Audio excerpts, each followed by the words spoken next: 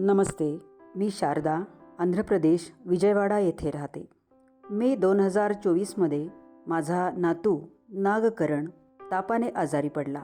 त्याला ताप आला होता जो 104 डिग्री फॅरनहाईटच्या खाली येत नव्हता. आम्ही त्याला हॉस्पिटलमध्ये घेऊन गेलो. तिथे त्याच्या टेस्ट केल्या आणि त्याला युरिनरी इन्फेक्शन व टायफॉईड झाल्याचे कळाले. त्याचा प्लेटलेट नंबर खूप कमी झाला होता. त्यामुळे कावीळ होण्याची शक्यता असल्याचे डॉक्टरांनी सांगितले. त्याला हॉस्पिटलमध्ये भरती करावे लागणार होते. तरीही हॉस्पिटलमध्ये भरती करण्यास मी तयार नव्हते. मी सहस्त्रनाम हवन करण्याचा संकल्प घेतला. आश्चर्य म्हणजे ज्या डॉक्टरांनी हॉस्पिटलमध्ये भरती होण्याचा आग्रह केला त्यांनीच नंतर त्यांचे मत बदलले व आपण त्याचा घरीच उपचार करू असे सांगितले.